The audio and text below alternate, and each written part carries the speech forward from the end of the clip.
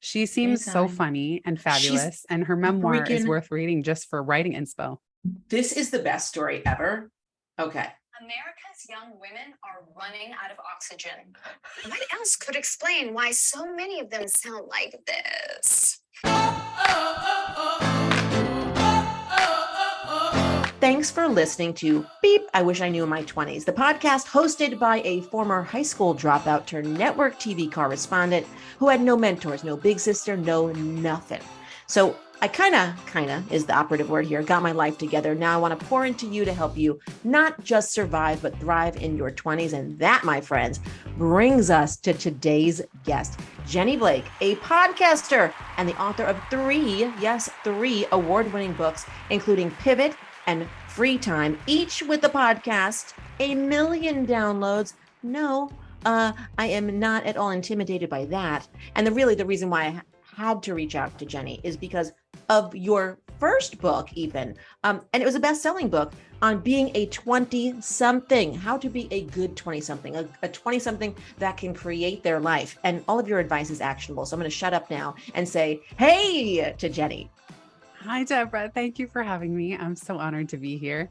Yes, the book you mentioned, Life After College, the word adulting did not exist at that time, but I struggled so much with knowing what to do and how to get my life together that's where that first book and blog came from. So thanks for having me. I actually bet this advice can help us in our 30s, our 40s, our 50s, and beyond, because adulting, girl, I am often walking around in this neighborhood with mismatched clothing. I'm sure people are like, wow, you really don't have your life together now, do you, Debra? Bring us through maybe a couple of gems from that book for our listeners. What do we need to know? This book came out in 2011. The subtitle is a little cringy. It makes me cringe now. But there was a reason to it. There was a logic at the time. So the full title is Life After College, The Complete Guide to Getting What You Want. Now, I cringe because it sounds really that whole rap about millennials being entitled, spoiled brats that got too many trophies. Oh, we just want what we want. Give it to me now. That was not really the point. The point was thinking deeply, even when you're young, even when you're in your 20s, even when you feel like a hot mess, as I did so many times during that decade, thinking through what's important and really visualizing what success looks like was incredibly powerful for me. And it wasn't until I had a coach through a leadership program that I went through at Google who said to me, what are your values? What is important to you? What's your life purpose? Nobody had asked me that. And there weren't 1 million podcasts that I could subscribe to like yours, where I felt like I had a friend in my ear, even if that friend was one directional. And so the whole notion of the complete guide to getting what you want is really the complete guide to reflecting on every area of your life and being really intentional about what success looks like. Because what is even more true now than was in 2011 is with social media, compare and despair is at an all-time high. I can't even be on the apps. I've actually been really intentional about staying off them because I noticed that every time I would put the phone down, I felt worse.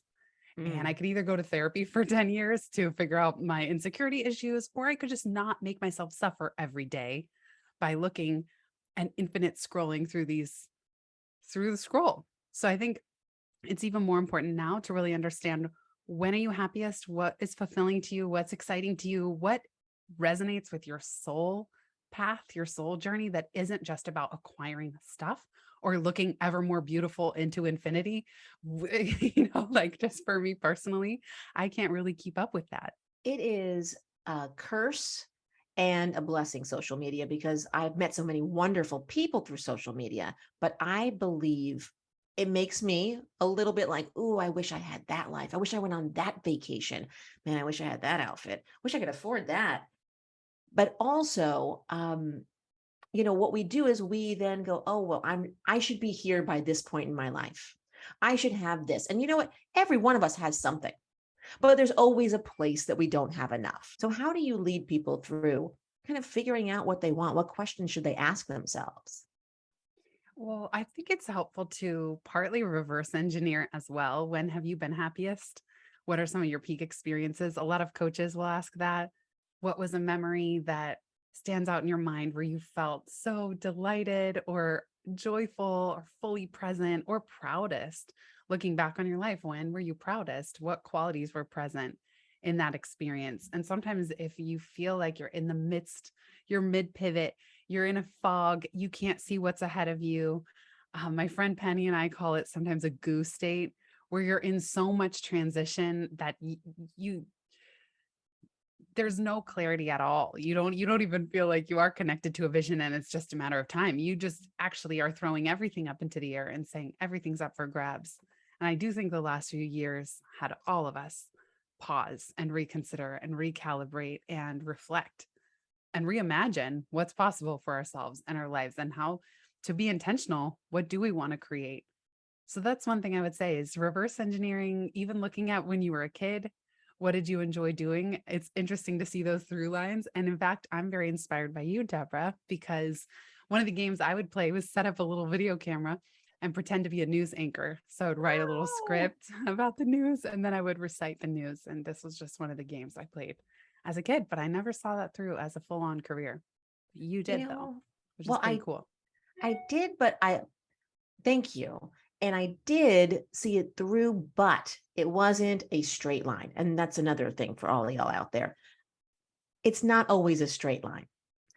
I wanted to do that too, but I didn't know that I could do it. And I didn't know anybody who did do it. I thought that was for quote unquote, other people who are smarter or in the right place or knew the right people. And I think one valuable lesson I learned is if you don't know the right people, get to know the right people. You have every right to ask people for an informational interview. Now it's an informational Zoom. I mean, back then we didn't have that, right?